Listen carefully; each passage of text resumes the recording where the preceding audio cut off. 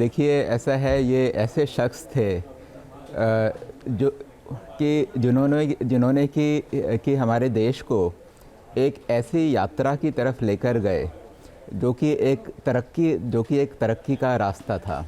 जिस समय 1991 में हमारे देश की हालत बहुत ख़राब थी।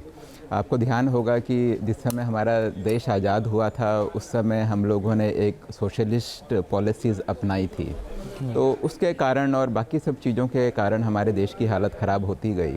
1991 में ये हाल था कि हमारे पास 2 हफ्ते का पेट्रोल ख़रीदने का पैसा नहीं था, तो क्योंकि पेट्रोल हम इंपोर्ट करते थे। तो वहाँ से जब ये फाइनेंस मिनिस्टर बने, उसके बाद फिर इन्होंने जो चेंजेस करे, वो चेंजेस करने के ही और उस समय क्या होता था कि उस समय काफ़ी देश की इतनी ज़्यादा ख़राब हालत थी कि 2 वक्त का खाना एक आदमी को नसीब करना बड़ा मुश्किल होता था। वो टाइम था जब सारी चीज़ें सरकार कंट्रोल करती थी, और अगर किसी को कंपनी लगानी है तो किस चीज़ की कंपनी, तो उसका लाइसेंस मिलता था। उस लाइसेंस में मशीनरी में कितना पैसा खर्च होगा वो भी गवर्नमेंट डिसाइड करती थी। कपड़ा बनेगा तो कपड़ा कितना बनेगा और किस अमाउंट में और किस प्राइस में बिकेगा, ये सारी की सारी चीज़ें सरकार तय करती थी। तो वहाँ से इन्होंने जो हमारे जो आर्थिक जो नीतियाँ बदली और जो नई दिशा देश को दी, तो ये उसी का कारण है कि आज हम यहाँ बैठे हैं और हम आज संसार की सबसे बड़ी 5वीं ताकत है। तो मेरे ख्याल से इसका क्रेडिट जिनको जाता है, एक जो उस समय के प्रधानमंत्री थे नरसिम्हा राव, और जिन्होंने इम्प्लीमेंट करा, जिनकी सारी पॉलिसी थी, तो मनमोहन सिंह को ही सबसे बड़ा क्रेडिट उसका जाता है। देखिए मनोज जी, बहुत सारी बातें करनी हैं इस आखिरी सफ़र पर। डॉक्टर मनमोहन सिंह हैं हमारे साथ, तो वरिष्ठ पत्रकार एन के सिंह साहब भी जुड़ चुके हैं।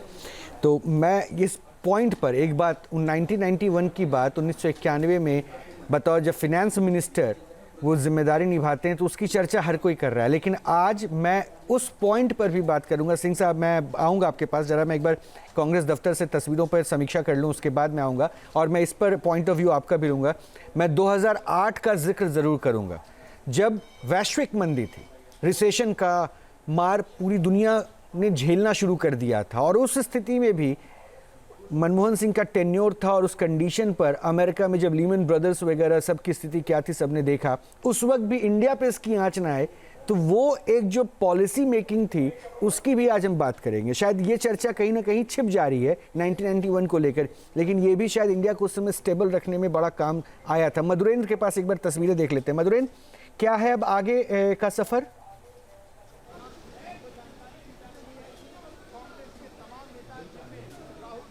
देखिए, नम आंखों से देश अपने पूर्व प्रधानमंत्री मनमोहन सिंह की विदाई दे रहा है। एआईसीसी से बाहर उनके पार्थिव शरीर को लाया गया है। विजुअल्स में आपको दिखा रहे हैं कि किस तरह से उनके पार्थिव शरीर को गन कैरेज पर रखा जा रहा है, और यहाँ पर ट्राई सर्विसेज की अगवानी में ये पूरी सेरेमनी जो है वो आगे बढ़ेगी और निगम बोध घाट तक जाएगी।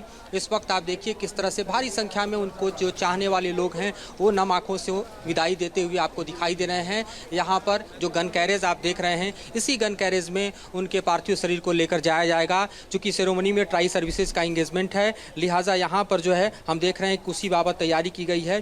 भारत में किसी भी राष्ट्राध्यक्ष के मरणोपरांत जो पूरी की पूरी सेरेमनी होती है, उसमें अंतिम विदाई का जो पूरा प्रोटोकॉल है वो यहाँ भी फॉलो किया जा रहा है। यहाँ पर आप देखिए कि सैन्य वाहन को किस तरह से फूलों से सजाया गया है, और उनके पार्थिव शरीर को गन कैरेज में रखने के बाद जो फाइनल अरेंजमेंट है उसे करते हुए यहाँ पर सेना के जवान आपको दिखाई दे रहे हैं। साथ ही आप देखिए कि भारी संख्या में यहाँ पर जो कांग्रेस के नेता हैं, कांग्रेस के कार्यकर्ता हैं, साथ ही आम लोग हैं, मीडिया है, राष्ट्रीय अंतर्राष्ट्रीय, सब कुछ यहाँ पर कवर करते हुए दिखाई दे रहा है। जो पूरा का पूरा कार्यक्रम है उसके मुताबिक जो अंतिम संस्कार होना है वो 11:45 पर होगा, लेकिन उससे पहले निगम बोध घाट पर खुद राष्ट्रपति, उपराष्ट्रपति, प्रधानमंत्री, लोकसभा स्पीकर, रक्षा मंत्री और उसके अलावा कैबिनेट सेक्रेटरी के अलावा डिफेंस सेक्रेटरी वहां पर पहुंचेंगे।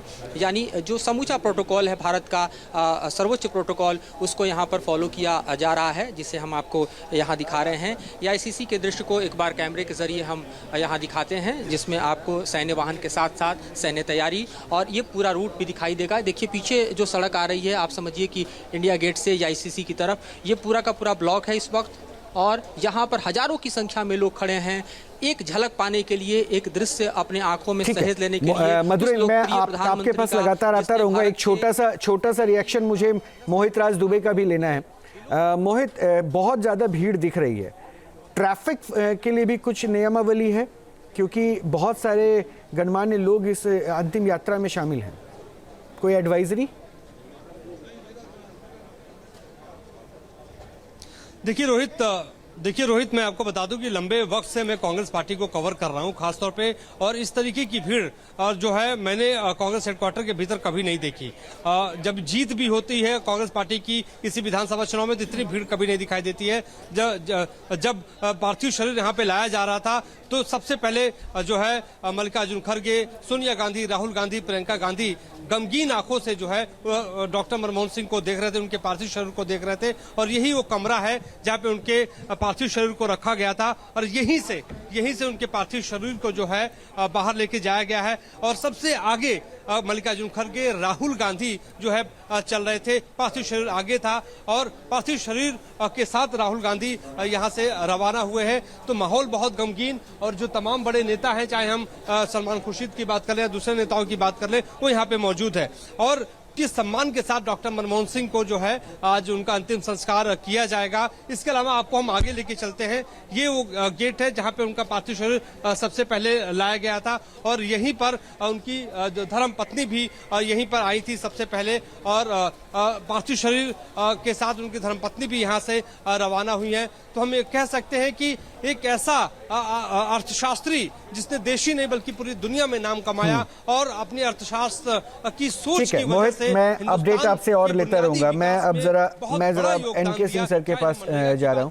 सर, जो मैंने बात की थी 1991 का वो दौर, 6 अरब डॉलर का हमारे पास फॉरेक्स, उस रिजर्व में 2 हफ्ते की आयात करने की क्षमता, सब कुछ हमने बात की। लेकिन 2008 में हम शायद इस पॉइंट पर नहीं आ पा रहे थे कि 2008 में क्या हुआ था। वो भी शायद एक बहुत बड़ा शॉकर था जिसे संभालने की जिम्मेदारी उस वक्त देश के पीएम को थी। क्या ये हम इस पर अगर फोकस करें तो नहीं लगता कि ये भी चुनौती कम बड़ी नहीं थी?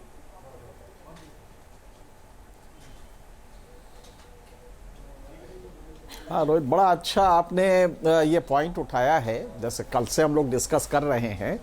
लेकिन इस पॉइंट को उठाने के साथ मनमोहन सिंह के 2 फेजेस को आपको याद करना पड़ेगा। एक, doctor Manmohan Singh finance minister, और दूसरा 2004 के बाद Manmohan Singh the prime minister.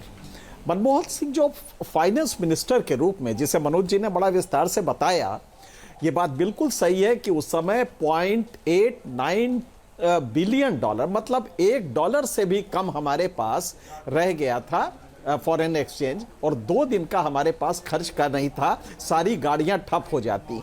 वो मनमोहन सिंह ने उसके बाद से बैंकिंग का जो बैंक में वो किया, प्राइवेट सेक्टर को ले आए, और बहुत सारी चीजें जो रिफॉर्म की हुई, इसी ने आधार तैयार किया मनमोहन सिंह प्राइम मिनिस्टर के लिए, जिन्होंने लॉज के थ्रू, लीगल एपरेटस के थ्रू और एडमिनिस्ट्रेटिव स्ट्रक्चर को चेंज करके जो दूसरा सुधार किया, वो प्राइम मिनिस्टर के रूप में था, जिसमें कानून आए। आप जानते हैं, right to information, right to education, right to food, ये सारी चीजें जो आई, ये उसकी आधारशिला थी।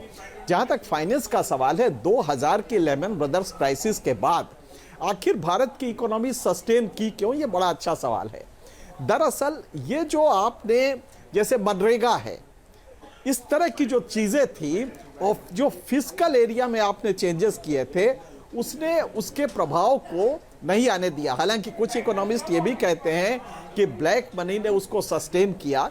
भारत में चूंकि ब्लैक मनी का चलन था और उस समय तादाद भी ज़्यादा थी, क्योंकि डिजिटल पेमेंट का सिस्टम नहीं आया था। लेकिन आधार जो लाए थे, उस आधार से ही आज हम डिजिटल पेमेंट की तरफ बढ़ रहे हैं, और ब्लैक मनी श्रिंक कर रही है। उस समय ब्लैक मनी थी, इसमें कोई दो राय नहीं है। नतीजा यह हुआ कि जो फिस्कल रिफॉर्म्स आपने किए थे, जो एडमिनिस्ट्रेटिव रिफॉर्म्स किए थे, उन सारे ने मिलके 2008 का जो ग्लोबल क्राइसिस था, वो और मॉनेटरी क्राइसिस था बेसिकली, उसको आपने सस्टेन कर लिया। क्योंकि आपका जो इकोनॉमिक डेवलपमेंट था और जो सोशल सेक्टर में आपने डेवलपमेंट किया वो ऐसा था कि इसका असर, जैसे कि आप कोरोना के बाद देखिए, दुनिया का एक अगर देश अकेला है वो भारत है, जिसका कि बहुत तेजी से बाउंस बैक किया और अपने डेवलपमेंट ट्रेजेक्ट्री को, जो जीडीपी ग्रोथ रेट को उसने सस्टेन कर लिया। आप देखें पिछले 3-4 साल से 6 से ऊपर है, जबकि आज ही खबर आई है कि ग्लोबल जीडीपी ग्रोथ रेट 2.5 रहेगा। भारत का गिरी हालत में 6 और 6.5 है। तो आप समझ सकते हैं कि वो सिर्फ इसलिए हुआ कि जो कॉन्टिन्यूअस रिफॉर्म्स का प्रोसेस है वो चल रहा है, इकोनॉमिक सेक्टर में भी, फाइनेंशियल सेक्टर में भी और सोशल सेक्टर में भी। इसी का नतीजा तो जो मनमोहन सिंह ने किया था उसमें आप याद करें 2010 तक की एम्प्लॉयमेंट जबरदस्त आया, जबरदस्त एम्प्लॉयमेंट था और वो एम्प्लॉयमेंट का फेज मेरे ख्याल से दोबारा नहीं आया। रूरल सेक्टर में आप देखिए एक बहुत बड़ा मनरेगा को लेके, मनरेगा ने एम्प्लॉयमेंट के सिनेरियो को चेंज कर दिया। आज भी भारत की सरकार मनरेगा के जो अमाउंट उस समय मनमोहन सिंह के टाइम में 20,000 करोड़ था, आज वो लगभग 90,000 करोड़ है। 1 लाख करोड़ से कभी कभी बढ़ जाता है। तो ये सारे फैक्टर्स तो थे जिसने कि इकोनॉमिक डाउन टर्न को 2008 के अरेस्ट रोक लिया और उसका असर भारत पे नहीं आने दिया।